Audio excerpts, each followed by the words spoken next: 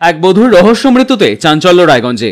এদিন সন্ধ্যায় চাঞ্চল্যকর ঘটনাটি ঘটেছে রায়গঞ্জ থানার সুভাষগঞ্জ সংলগ্ন চাপদুয়ার এলাকায়।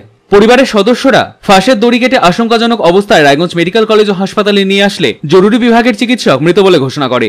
মেডিকেল কলেজ সূত্রে জানা গিয়েছে মৃত ওই বধূর নাম কণিকা রায়, বয়স 39 বছর, বাড়ি সংশ্লিষ্ট এলাকায়। তবে কি কারণে ওই বধূ গলায় ফাঁস দিয়ে আত্মঘাতী হলো তা নিয়ে মুখে কুলু পেটেছেন মৃত বধূর পরিবার।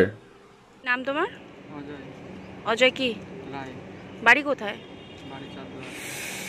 আচ্ছা, যে মারা গেছে কে হবে? কি নাম? বয়স কত হবে? আচ্ছা, কি হয়েছিল ঘটনা? অসুখ ছিল। কি অসুখ?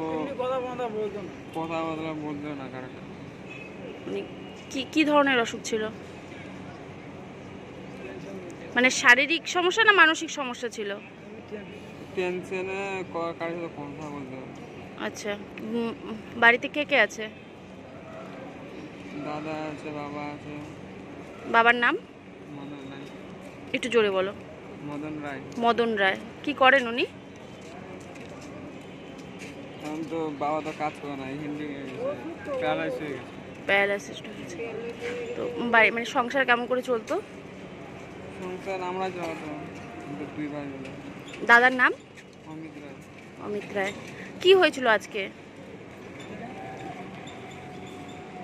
আমরা আসলাম এই যে এখানটায় রায়গঞ্জে আসছিলাম, মানে ওই রামনবমীর মিছিলে। তারপরে বাড়ি যায় দেখি গেটটা খুলে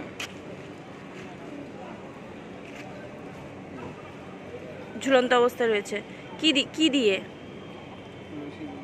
রশি দিয়ে। ঘরের মধ্যেই? রায়গঞ্জ থেকে বিথিকা পালের রিপোর্ট, কুলিক নিউজ।